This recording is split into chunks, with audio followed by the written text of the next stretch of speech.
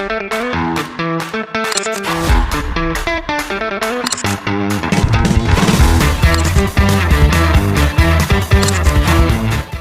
Halo.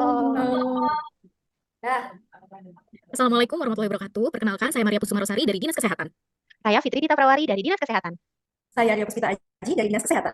Saya Berlian Cahaya Pertiwi dari Dinas Pendidikan. saya dan Halimatu Sadia dari Dinas Perumahan Rakyat dan Kawasan Permukiman. Kali ini kami kelompok 4A golongan 2 angkatan 51 mengambil tema terkait tata kelola kolaboratif. Yuk kita simak. Kurangnya partisipasi aktif masyarakat dalam pengelolaan sampah rumah tangga. Tata kelola kolaboratif. Masalah utama yang kami ambil adalah kurangnya partisipasi masyarakat dalam pengelolaan limbah sampah rumah tangga.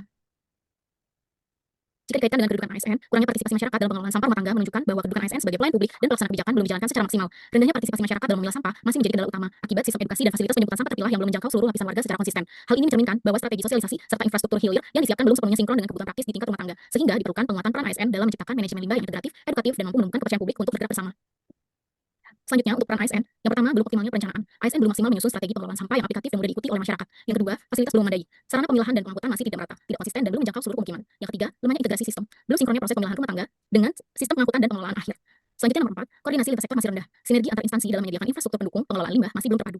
Yang kelima, pengawasan dan evaluasi lemah. Belum adanya pengawasan rutin terhadap efektivitas layanan sehingga kendala di lapangan lambat tertangani. Yang keenam, edukasi belum efektif. Sosialisasi yang dilakukan belum mampu mengubah perilaku masyarakat atau memberikan solusi praktis atas hambatan yang mereka hadapi.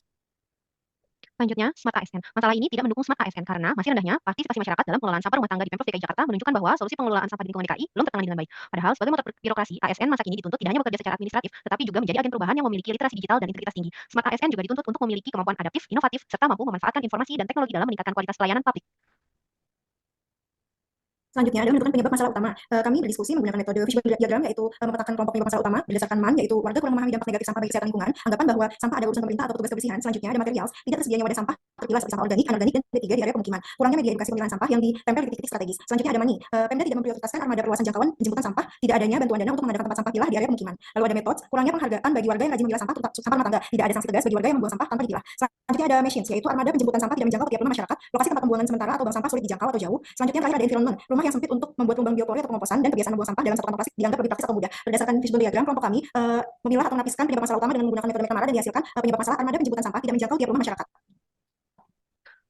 Untuk solusi alternatif armada penjemputan sampah tidak menjangkau ke tiap rumah masyarakat, kelompok kami berdiskusi yaitu dengan membuat aplikasi mobile sampah Smart Trash, pembuatan bioreaktor magnetik BSF, dan pembuatan jalur vakum bawah tanah. Untuk penapisan alternatif pemecahan isu dengan metode McNamara, kelompok kami menyepakati untuk alternatif solusi pemecahan masalah yang terpilih yaitu membuat aplikasi mobile sampah Smart Trash dengan mendapatkan peringkat pertama. Membuat aplikasi mobile sampah Smart Trash dalam hal efektif penggunaan teknologi dalam pengelolaan sampah rumah tangga melalui sistem aplikasi memberikan lonjakan efektivitas yang signifikan dibandingkan metode konvensional. Efektivitas ini dapat dilihat dari 3 sisi utama yaitu akurasi data, kecepatan operasional, dan nilai ekonomi. Dalam hal biaya, memerlukan kerjasama investor, namun hemat untuk jangka panjang. Dalam hal kemudahan, hal ini masih memerlukan kolaborasi pihak lain agar berjalan dengan baik. Selanjutnya adalah penerapan Smart ASN pada Smart Trust. Smart ASN yang terkandung dalam program tersebut yang pertama adalah adaptif. Gagasan aplikasi Smart Trust merupakan bentuk penerapan dari sikap adaptif. ASN melakukan inovasi pengelolaan sampah rumah tangga secara digital dengan menyediakan layanan jemput sampah berbasis aplikasi. Kemudian yang kedua, kolaboratif. Pembuatan Smart Trust adalah bentuk kolaborasi dan kerjasama dari beberapa OPD seperti Dinas Lingkungan Hidup, Diskominfo, dan Bapeda. Sinergi yang terbentuk akan menghasilkan program Smart Trust yang memberikan manfaat kepada masyarakat. Kemudian yang ketiga, proses pembuatan aplikasi Smart Trust yang terdiri dari penyusunan regulasi, pengambilan keputusan, dan implementasi program harus didasarkan pada kepentingan publik. Setiap data yang ditampilkan harus transparan dan dapat dipertanggungjawabkan, merupakan sikap integritas.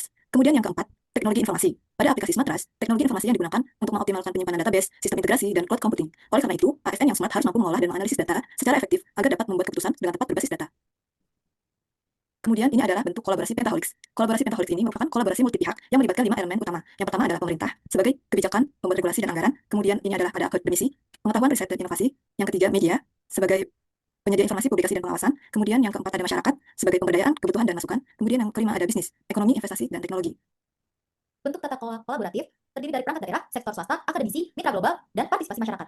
Dalam perangkat daerah, ada yang pertama, forum koordinasi lintas OPD, diantaranya DLH, DPMD, Diskominfo, Disdik, Dinkes, kecamatan, dan kelurahan. Yang kedua, melakukan perjanjian kerjasama atau MOU. Dan yang ketiga, kebijakan teknis pengelolaan sampah. Dari sektor swasta, ada pengembangan aplikasi digital Smart Trash pengelolaan sampah rumah tangga. Yang kedua, pengelolaan rantai daur ulang sampah rumah tangga. Ketiga, penyedia sistem insentif atau nilai ekonomi melalui aplikasi digital Smart Trash.